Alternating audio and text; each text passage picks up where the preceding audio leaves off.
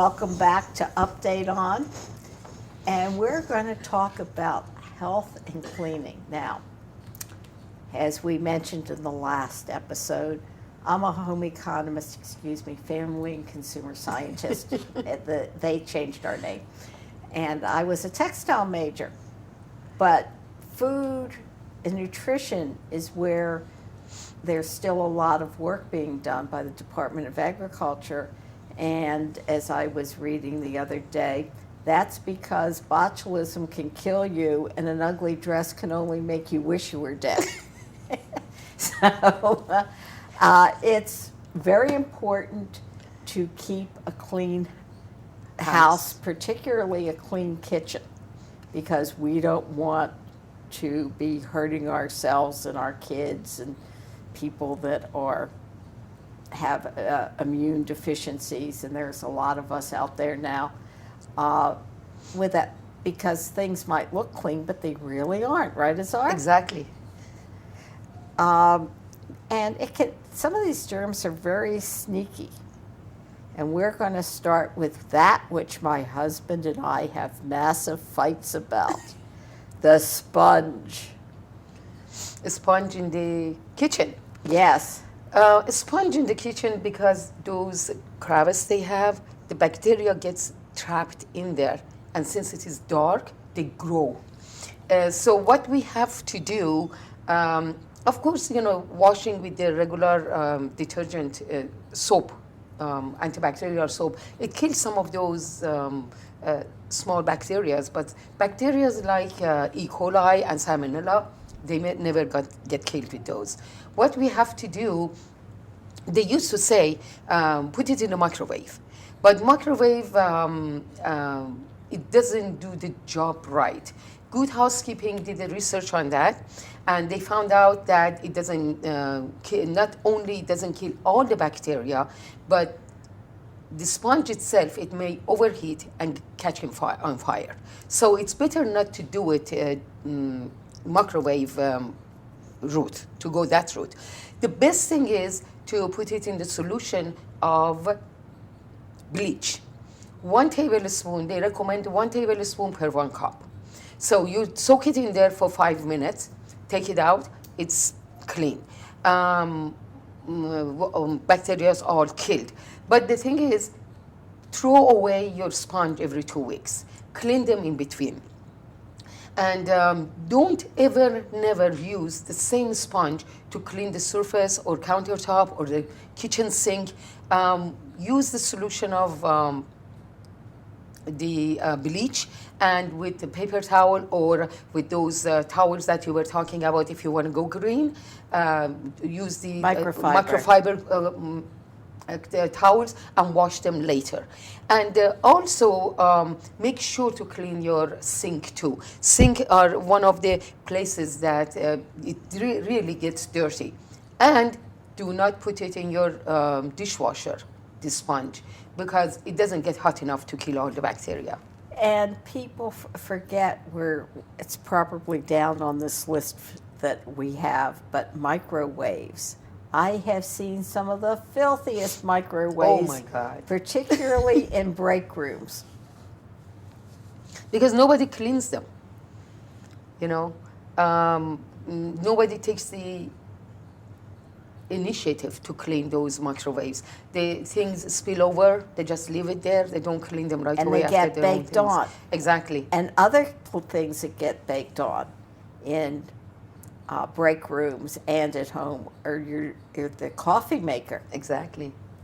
So what about the coffee maker? People think that, okay, coffee has some antibacterial properties, like they figure the antibacterial cleaners that you can use forever and that will do everything, and it doesn't. But what about the drip coffee maker? The coffee makers, as you said, coffee itself have antibacterial properties, but those, they don't kill all the bacteria. But the germ starts building up in the coffee maker, especially in the reservoir, and then those germs trap the bacteria. So what you have to do, 50-50 solution of white vinegar and water. Fill up the whole reservoir and let the half go, turn it off for an hour and let the other half go. And this would clean the whole reservoir of the coffee maker. And also run it another time with the water only. Yeah. So it would clean the whole thing. So that any residue of vinegar Exactly. tinged coffee wouldn't be that good. No, it doesn't taste good. And also don't forget to clean the decanter too. Those gets dirty too. Well, the decanters are always fun to clean.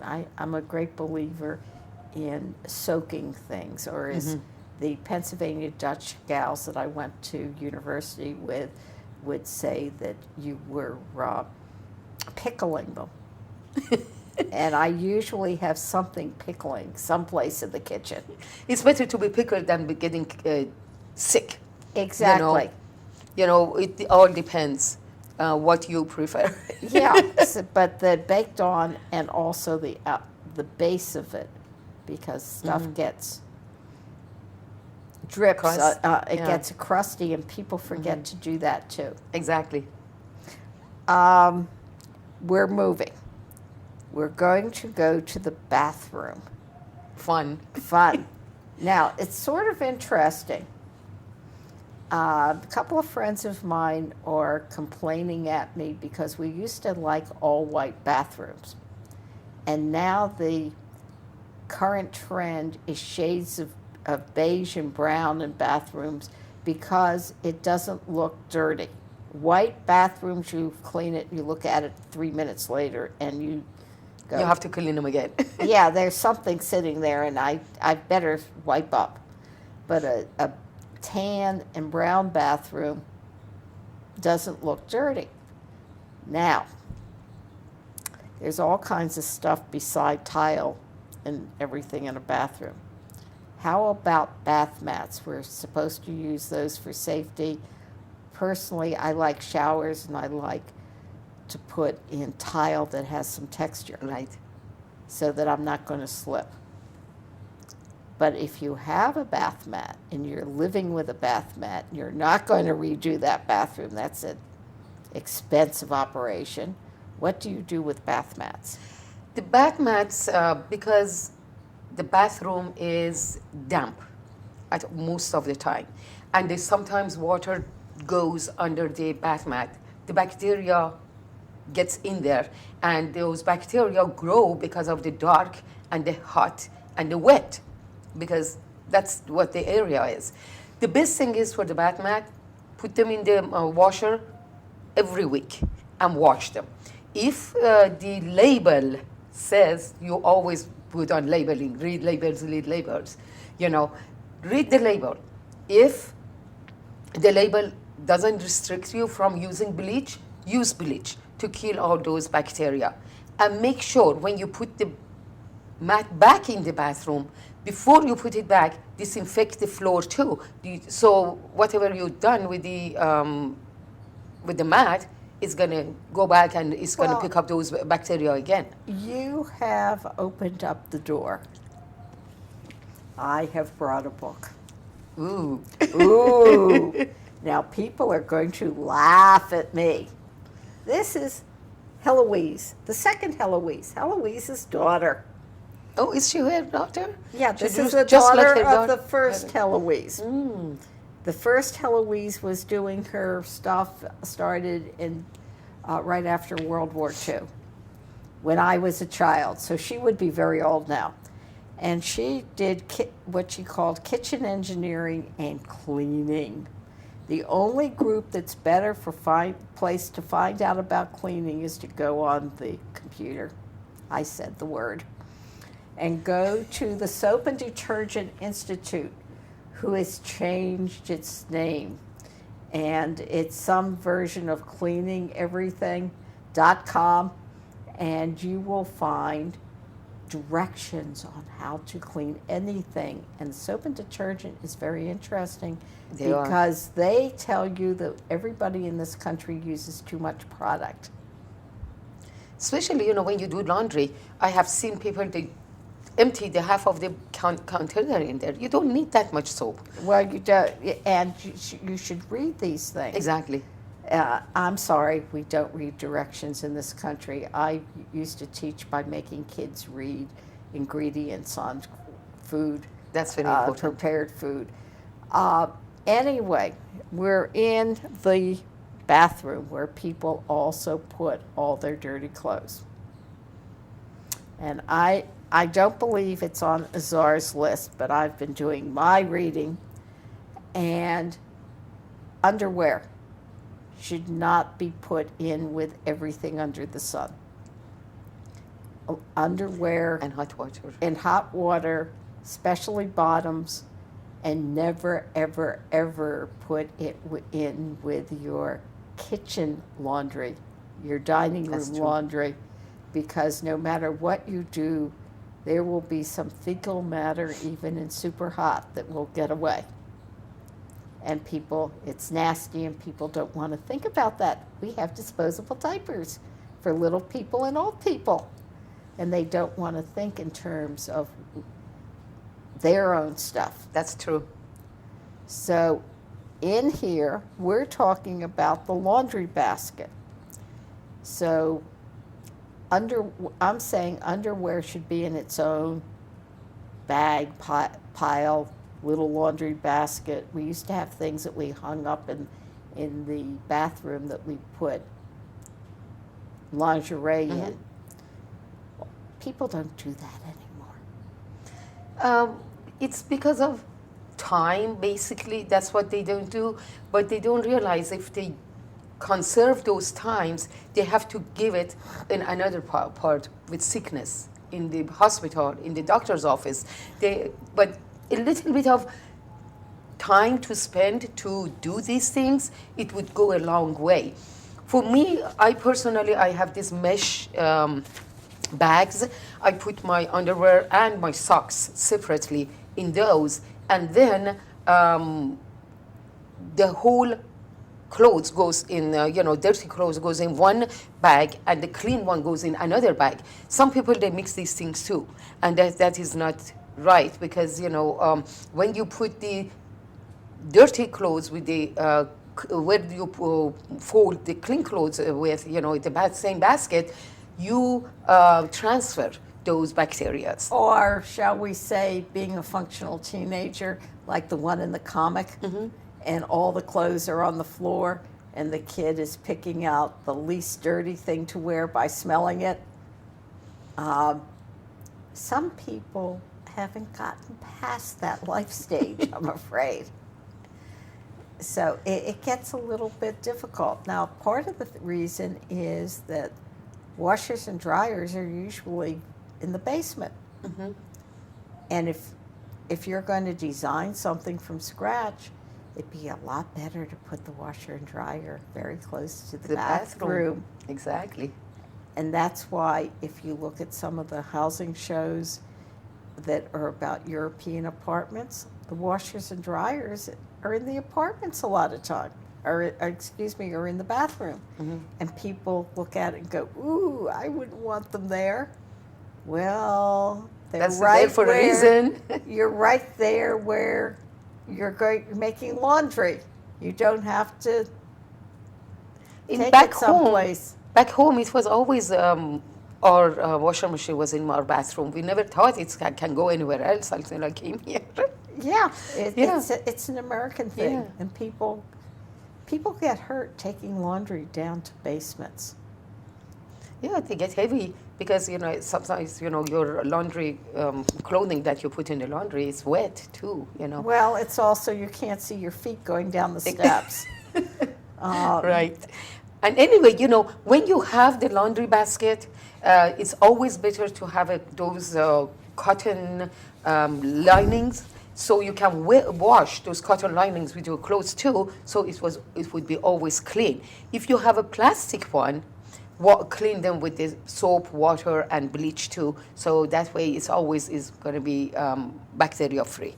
Well, Azar and various other people know that I make laundry bags for kids going off to college. Wow. And my son, who is now 43, my baby, I started it because he went off to college with a laundry bag.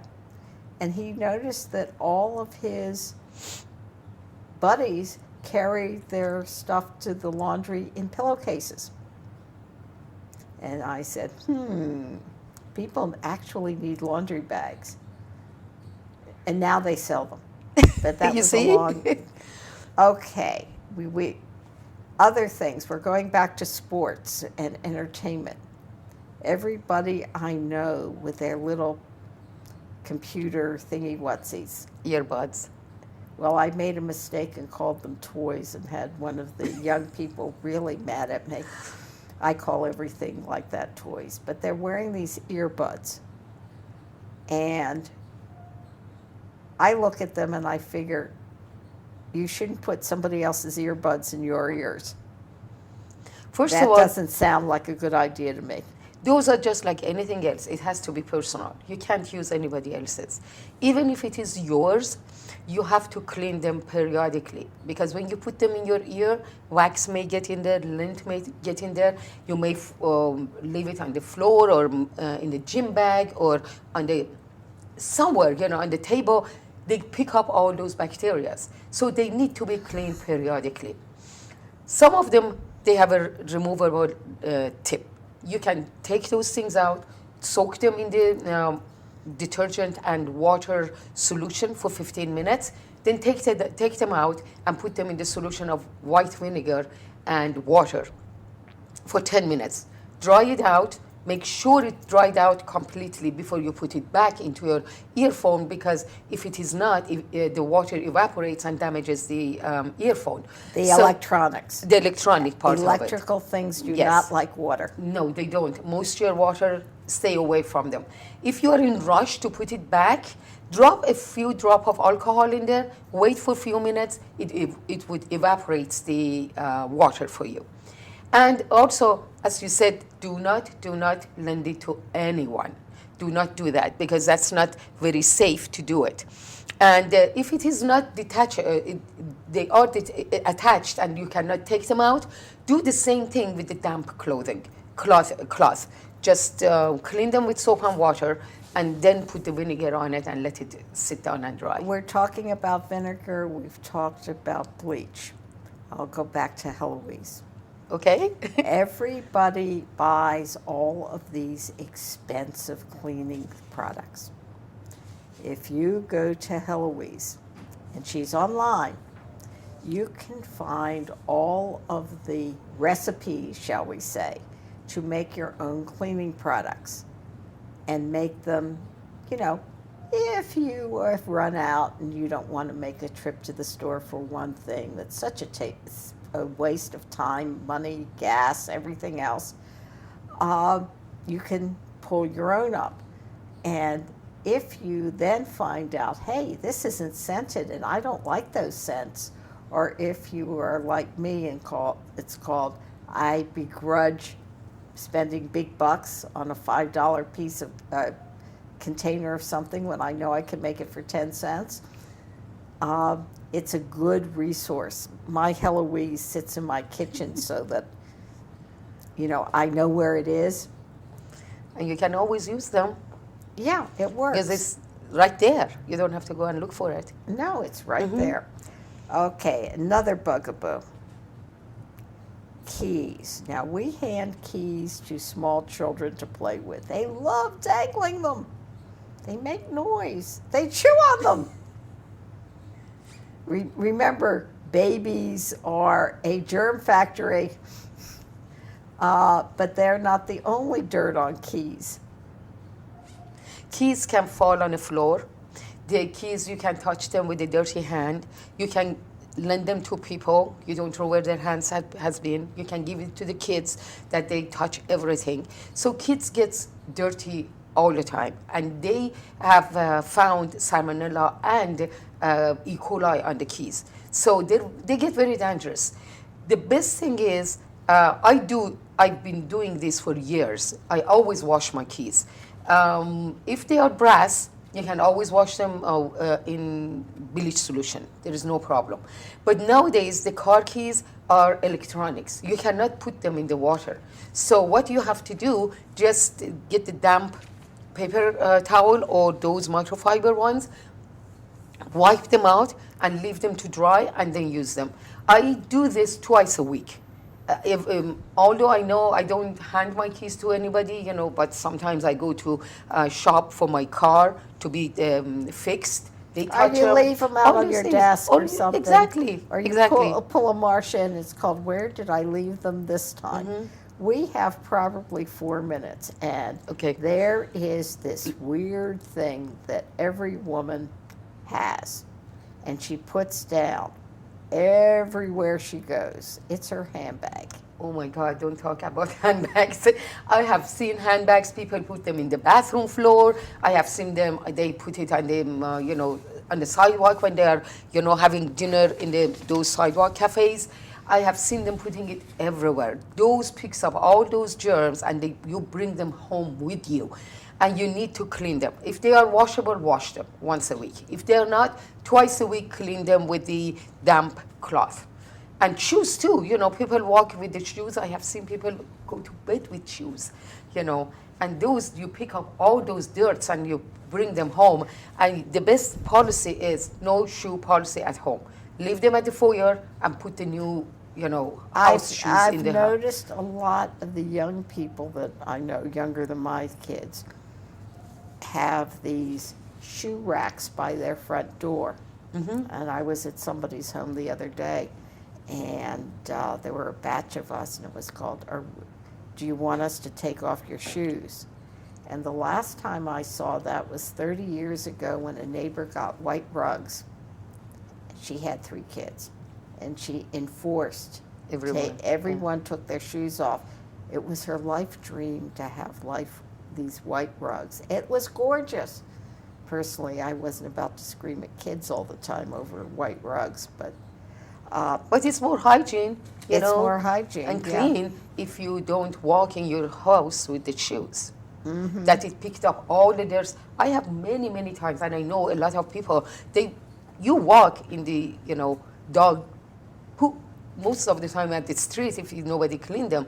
You take that one, you just imagine, you take that one in your home, you take it to your bed, you take it everywhere. Yeah, and it's a good idea to wipe off shoes. But Take them off. With bags and shoes, we're dealing with expensive leather, Mm-hmm. so we have to play games with leather cleaners too. Right. We should have saved this for Rhonda. Yes. Yoga mats. Yoga mats because, sweat gets on them. It's really, really dirty. So do not take your own yoga mat to the gym. And never, ever lend it to anyone. Clean them twice a week with the solution with soap first, and then with the vinegar or bleach, whichever you can clean your yoga mat with. And also make sure to clean both sides, not only the side you lay on it, and hang it to get dry. And the best thing is to cover them with a special type of towel. You can buy for yoga mat too. What's a special towel for a yoga mat? They have some kind of finish on them that it doesn't slip. First of all, on the yoga, when you put them on the yoga mat, it doesn't slip. And the other thing is, it gets it absorbs the So you sweat. put the special yoga mat towel. This is a whole new thing to buy. Yes. A whole new thing for people to take yoga. You've got a yoga mat, you've got a yoga towel, you've got a yoga carrying case. I know certain people that would be very happy to find new things to buy for Christmas this year. But you work out on the mat with the towel on top of it. Right. And these towels don't slip because regular towel, when you put them on, they slip when you try to do some of the exercises. Okay. I have missed a lot in my life. I'm sorry. We're down to our final minute, so I think we need to wish everyone safety, Happy and healthy. Happy and healthy.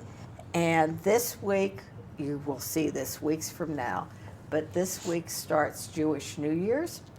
And Happy New Year. So, wish you health and prosperity in the coming year. And we pray for peace Peace to everyone, every nation, everywhere. everywhere. Thank you. We'll see you next time. Thank you for watching.